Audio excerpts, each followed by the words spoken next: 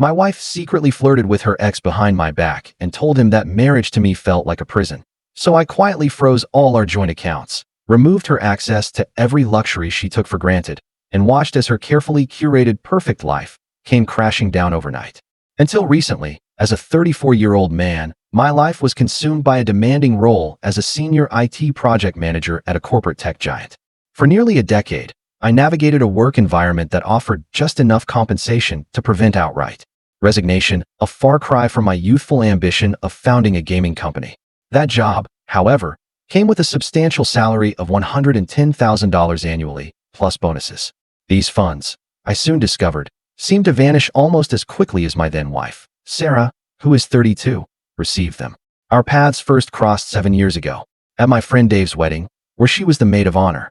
She exuded confidence and a sharp wit that immediately captivated me. At the time, she worked as a marketing consultant, primarily managing social media for small, local boutiques, barely making ends meet. I, on the other hand, was earning around $85,000 and had just purchased my first condo. In retrospect, I suspect this financial stability was her primary attraction. The initial 2 years of our relationship were acceptable. She often expressed discontent with her job, feeling her feminist studies degree wasn't valued in the corporate world, attributing her struggles to a patriarchal system. Meanwhile, I was working tirelessly, 60 to 70 hours a week, taking on additional projects and sacrificing weekends, all to save for the house she deemed necessary in a specific, desirable neighborhood. She had a knack for making me feel perpetually insufficient. A 5% raise would prompt questions about why it wasn't 8%. A bouquet of flowers would lead to comparisons with a friend's husband who surprised his wife with weekend getaways. It was a constant cycle of comparison and a desire for more. We married after 18 months of dating. While her parents seemingly covered the small wedding, I later learned my $15,000 contribution constituted the majority of the cost, with them merely taking credit.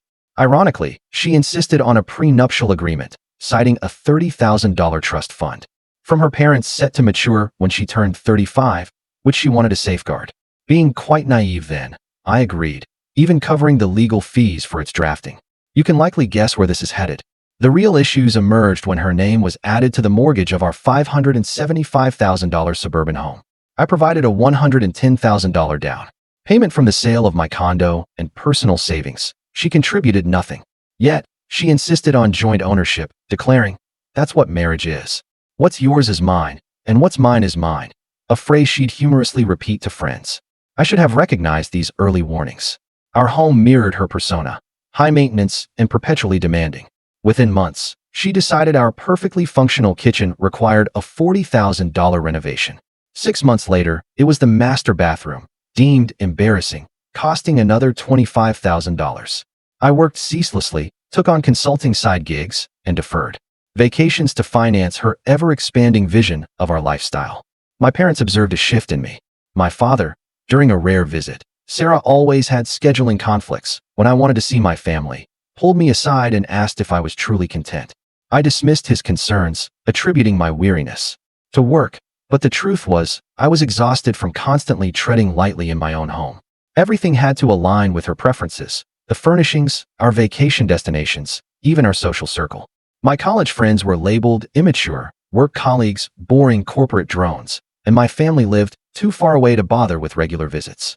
Conversely, her friends were amazing, inspiring boss babes, deserving of weekly expensive dinners.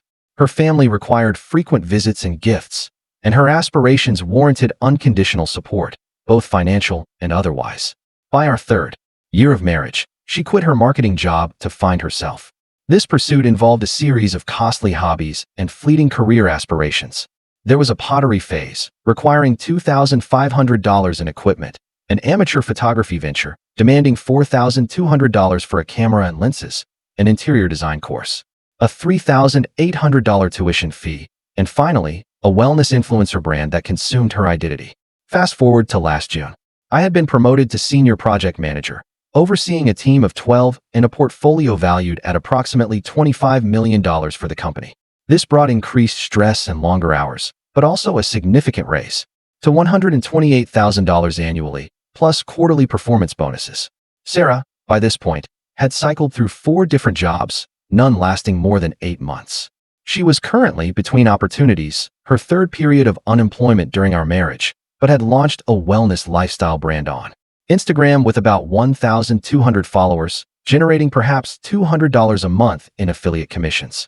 Each morning, I'd rise at 5:30 for a quick workout before starting work by 7 o'clock.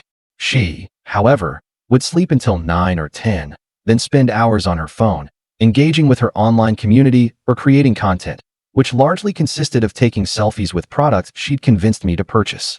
While I ate somber desk lunches during back-to-back meetings, she'd post elaborate meals with captions about nourishing her body and rejecting toxic hustle culture. My boss, Kevin, invited the management team and their spouses to his lake house for a weekend, a lovely place about 2 hours from the city. I'd been relentlessly working on a major project, logging 80-hour weeks for nearly 3 months, and this trip was meant to be a celebration.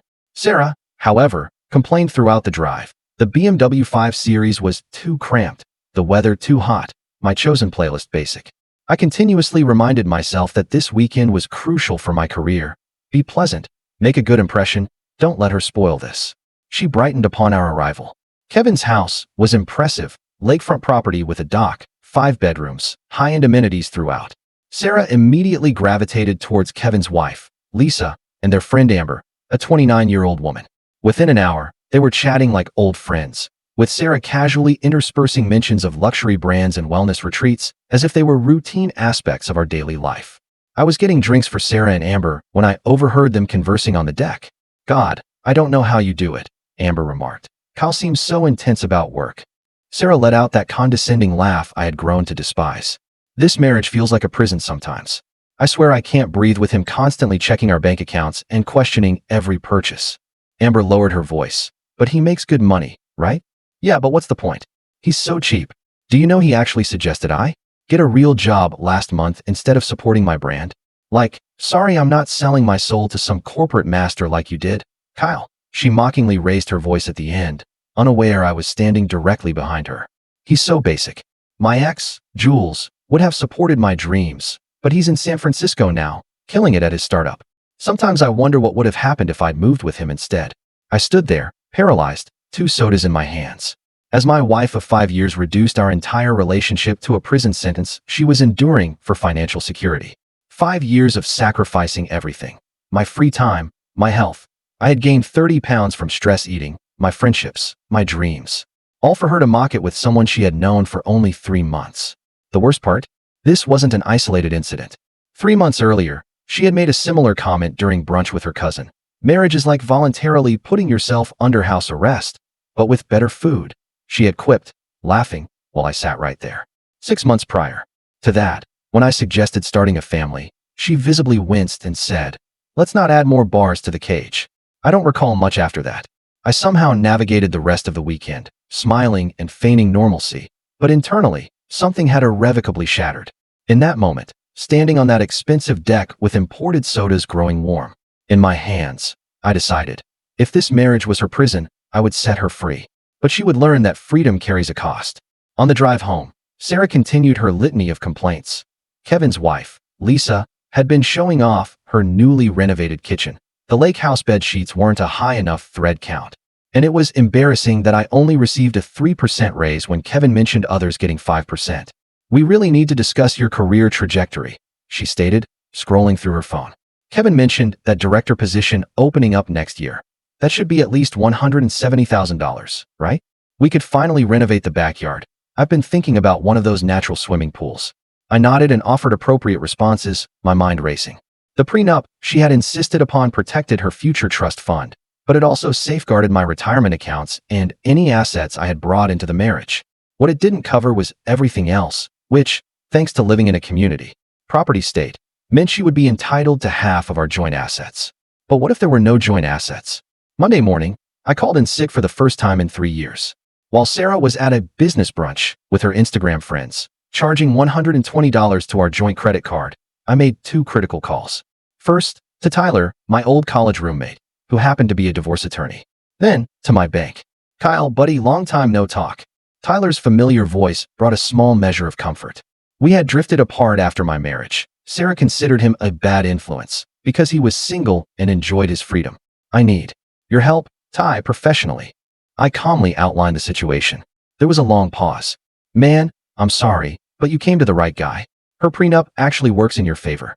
She can't touch your 401k or the down payment you made on the house, but we need to document everything else carefully.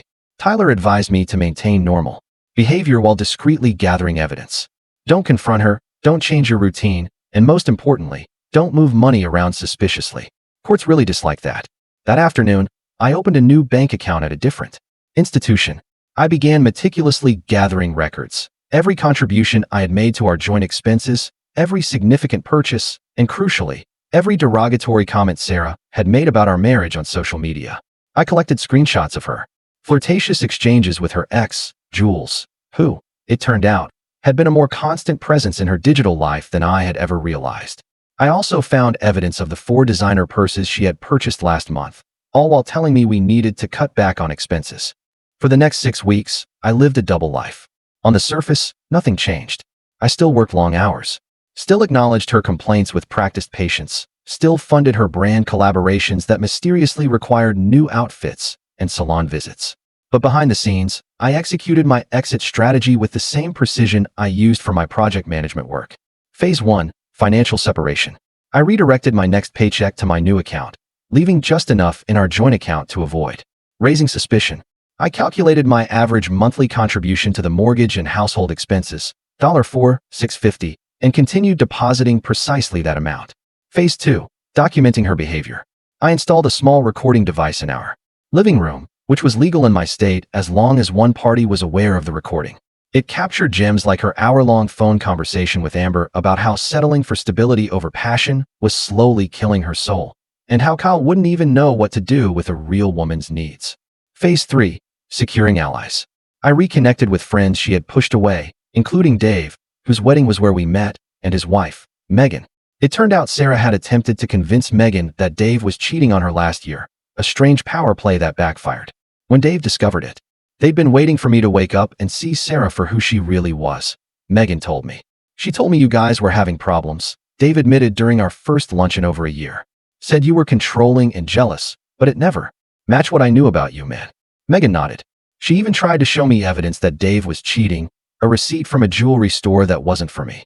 Turns out it was for his mom's birthday. Sarah acted disappointed when I told her, like she wanted our marriage to fail too. The most incriminating evidence came unexpectedly through Lisa, Kevin's wife.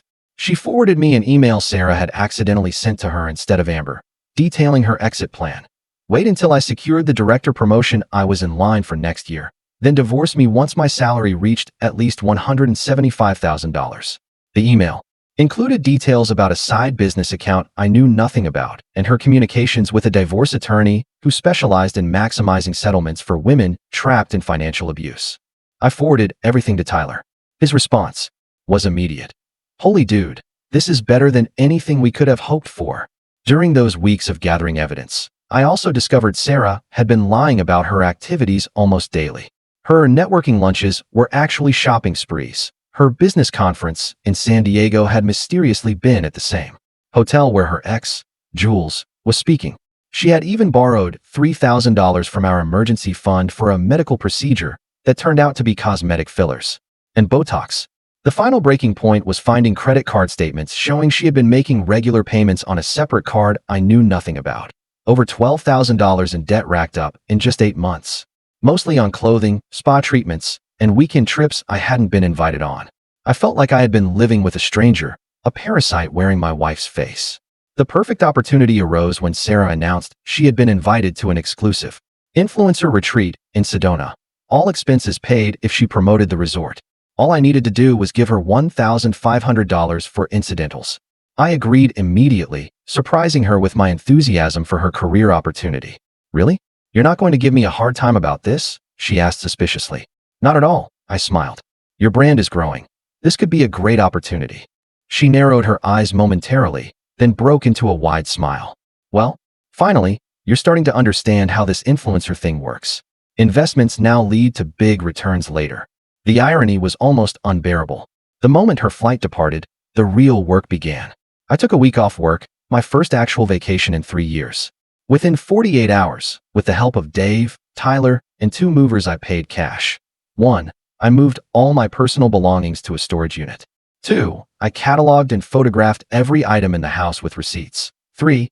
I installed cameras with clear notification stickers at all entrances, which was legal. 4. I changed the passwords on all our joint credit cards. 5. I met with Kevin to explain my situation and secure his support for what was coming. I had a feeling something wasn't right, Kevin said after I showed him some of the evidence. Lisa mentioned Sarah had been asking weird questions about our finances and my compensation package. Now I understand why. Most importantly, I had documentation from our bank showing Sarah had been transferring $750 to $1,200 a month to a private account for the past 18 months, money that came directly from my deposits, since she hadn't contributed anything.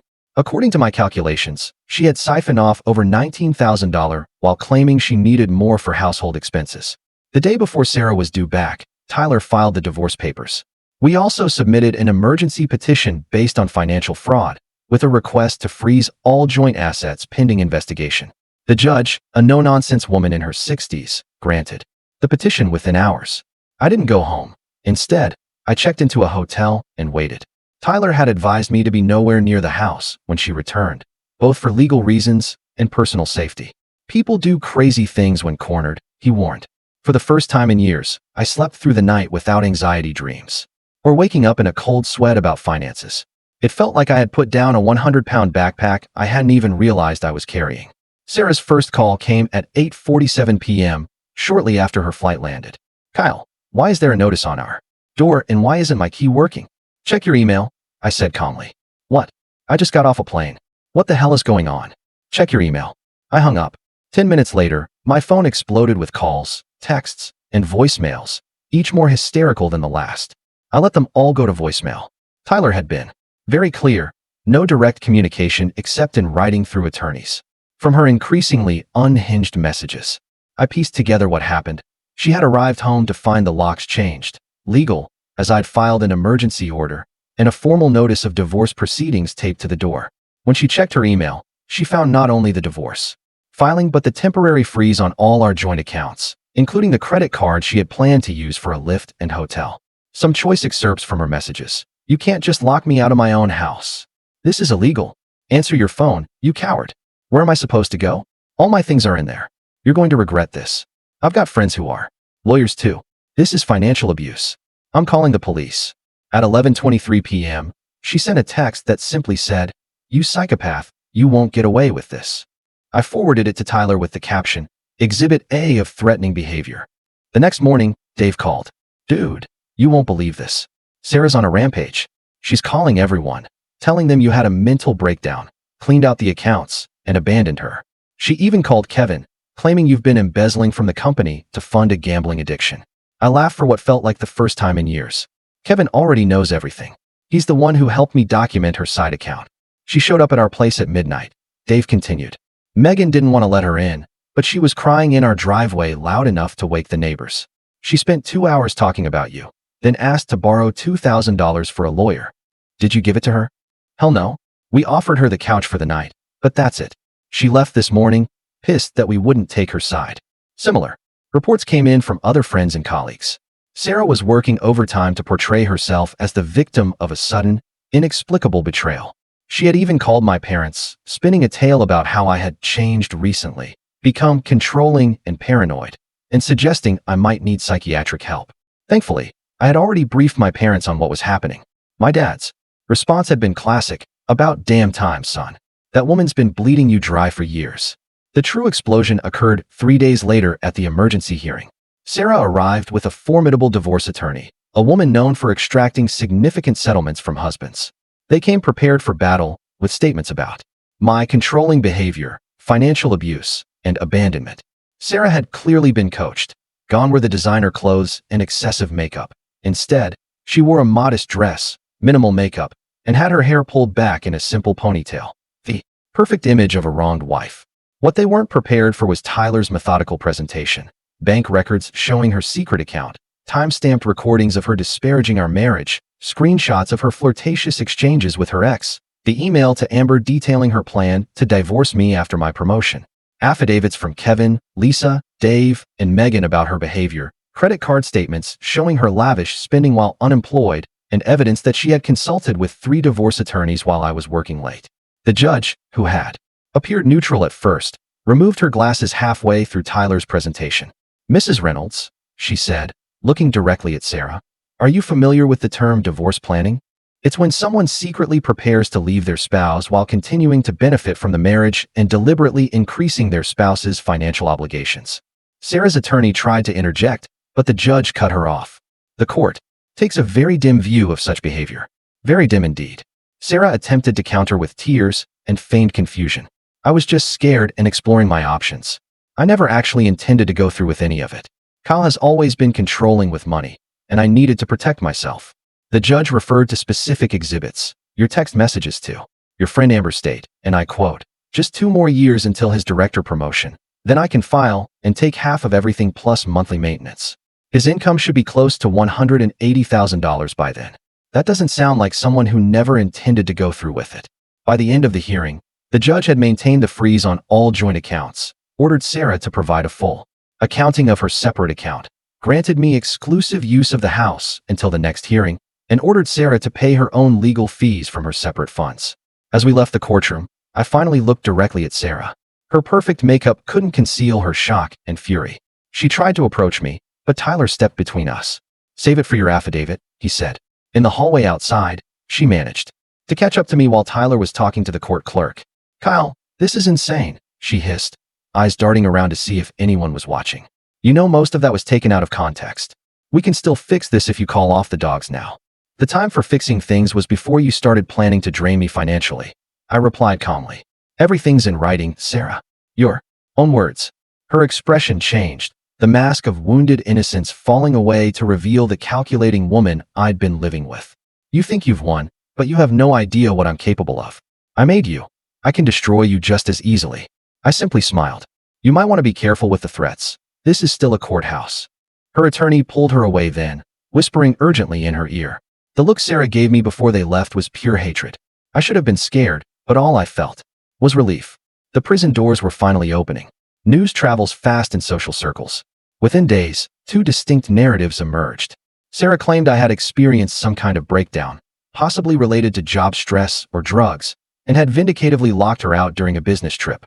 My evidence-backed version, that she had been planning to use me for a larger divorce settlement while secretly connecting with an ex, gained traction as more details leaked.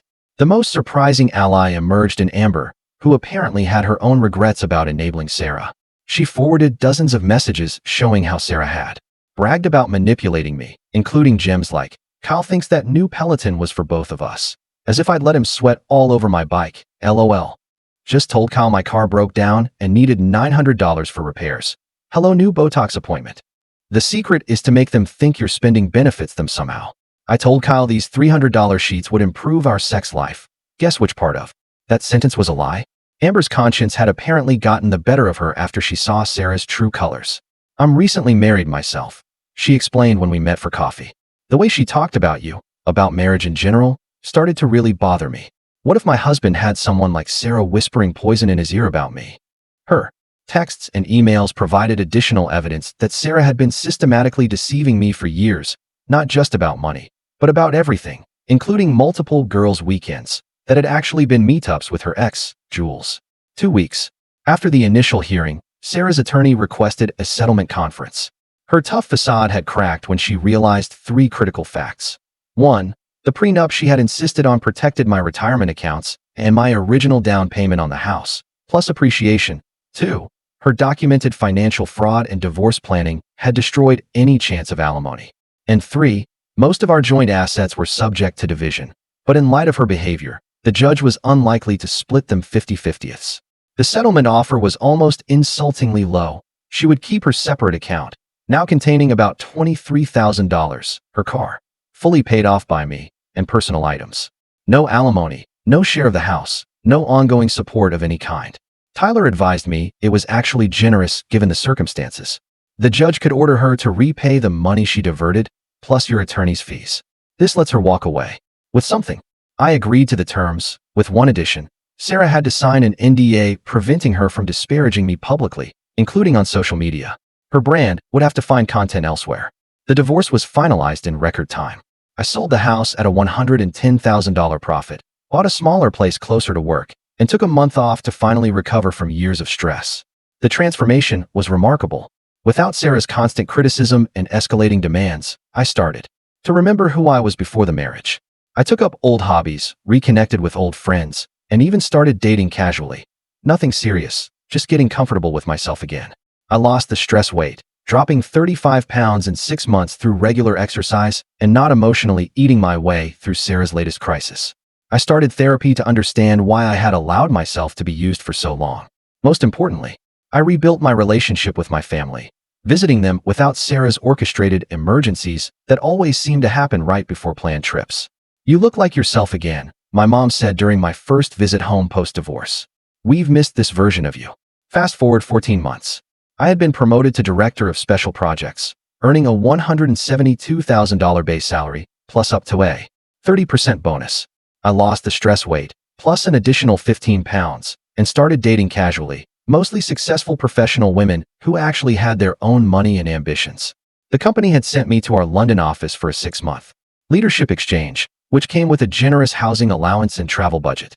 Sarah's wellness brand had apparently collapsed after several companies cut ties with her following a drunken Instagram live where she had ranted about women settling for mediocre men. According to mutual connections, she had moved back to her parents' house in Ohio and was working as an assistant manager at a mall boutique. I had almost forgotten about her completely when the text came. "Kyle, I know it's been a while. I've been doing a lot of thinking and growing. I realize now how much I took for granted. Can we talk? Just for closure." I ignored it. 3 days later, another message. "I heard about your promotion and London assignment. I'm really happy for you. You always were destined for big things." Then, a week later, "My mom's been diagnosed with breast cancer. I'm really struggling right now and could use a friendly voice. Please." Against my better judgment, I replied, "Sorry to hear about your mom. I hope she gets good treatment." That tiny response opened the floodgates. Sarah called within minutes. Against Tyler's explicit advice, I answered, "Kyle, thank you for picking up. God, it's good to hear your voice." She sounded exactly the same. That breathless excitement that once made me feel special, but now just raised red flags. "What do you need, Sarah?" "Need? Can't I just want to catch up with my ex-husband?" She laughed nervously. "But since you asked, I am in a bit of a situation." Of course she was. Her parents had apparently lost a significant amount of money in a bad investment. Her mother's cancer treatments weren't fully covered by insurance. The trust fund she had been so eager to protect in our prenup was mostly gone, used to cover her parents' debts. She was making $16.50 an hour at the boutique, with no benefits. Her car needed major repairs. "I know we didn't end on good terms," she said, her voice softening to the tone she had used when asking for expensive gifts. "But I always knew you were a good man, Kyle. The best man I've ever known, honestly." "What exactly are you asking for, Sarah?" She paused. "I need about $35,000 for my mom's treatments and to get back on my feet. I could pay you back once I get a better job, or we could discuss other arrangements." The audacity was almost impressive. "Other arrangements?" Her voice dropped to a suggestive whisper. "I'm still technically in my prime, and I know you always said I was the most beautiful woman you'd ever been with. We could reconnect. I could even move to London for a while, help you settle in, like old times." I started laughing. I couldn't help it. The woman who had called our marriage a prison, who had planned to divorce me for maximum profit, who had mocked me to her friends and cheated our finances, was now proposing to essentially become my paid companion. "Sarah, let me be very clear. There will be no money, no reconnecting, no arrangements. The only reason I even answered your call is because I'm in a good enough place now to not hate you anymore. I just feel nothing. But my mom, I'm sorry about your mom, truly, but her medical bills are not my problem. You made very sure we were no longer family, remember? You should reach out to Jules in San Francisco. I hear he's killing it at his startup." She gasped. "That was private." "Nothing was private, Sarah. That's what you never understood. In a real partnership, there are no secrets. But we never had a real partnership, did we? You had a business arrangement with a walking ATM." I could hear her crying now, probably real tears for once, since her schemes weren't working. "Kyle, please, I'm desperate. I have nowhere else to turn. Everyone else has abandoned me." For a brief moment, I felt a flicker of the old protective instinct. Then I remembered all those nights working late while she spent my money, all those times she belittled me to friends, the calculated plan to maximize what she could take. That's what happens when you treat people like resources to be exploited, Sarah. Eventually, the resources run out. I suggest you start building something real with whatever you have left. Her voice instantly transformed from pleading to venomous. After everything I put up with, the boring sex, the long hours, your pathetic need for validation, you owe me. I paid all my debts in full during the divorce, Sarah. Goodbye. I blocked her number and emailed Tyler to document the contact in case she tried anything else. 2 days later, Dave called. Dude, you won't believe this. Sarah's been calling everyone we know, asking for money or places to stay. She even contacted Kevin, claiming she had information about company improprieties that might interest him. What did Kevin say? He recorded the call and sent it to his attorney. Pretty sure that violates her NDA. She's looking at penalties if you want to pursue it. I thought about it. Part of me wanted to twist the knife, to make her suffer financially the way I'd suffered emotionally. But the truth was, freedom from Sarah was worth more than any revenge. Tell Kevin I appreciate the heads up, but she's not worth the effort. I've got a life to live. And I did. A life that had become immeasurably better since walking away from someone who saw me as nothing but a resource to exploit. My new girlfriend, Elise, a pediatric surgeon I'd met at a charity event, had none of Sarah's entitlement or materialism. We were planning a hiking trip through Scotland during my next break from the London office. The irony of Sarah's situation wasn't lost on me. She had spent years cultivating an image of success and fulfillment on social media, portraying our marriage as perfect when it suited her brand, and portraying me as the problem when talking to her friends. Now she was stuck in retail hell, living with her parents at 32, watching from afar as I thrived without her. My therapist suggested that Sarah's attempted reconnection wasn't really about money, it was about control. She couldn't stand that I'd escaped her influence and was doing well. Success is the best revenge, but her seeing that success and wanting back in was the sweetest revenge of all. That night, as Elise and I video chatted about our upcoming plans, I realized something profound. The prison had never been the marriage itself. The prison had been allowing someone to convince me I was worth nothing beyond what I could provide financially. By setting us both free, I discovered what actual freedom felt like. The freedom to be valued for who I was, not what I earned. The freedom to be with someone who saw partnership as something equal and supportive. The freedom of knowing my own worth. As for Sarah, last I heard, she had started a GoFundMe for her mom's medical bills. It had raised $250 in 3 weeks, mostly from distant relatives. The page included a long, sob story about being abandoned in her time of need by those who had promised to love her in sickness and health. Apparently, even in defeat, she couldn't stop trying to rewrite history. But that was no longer my problem. I'd escaped my prison sentence, and there was no looking back.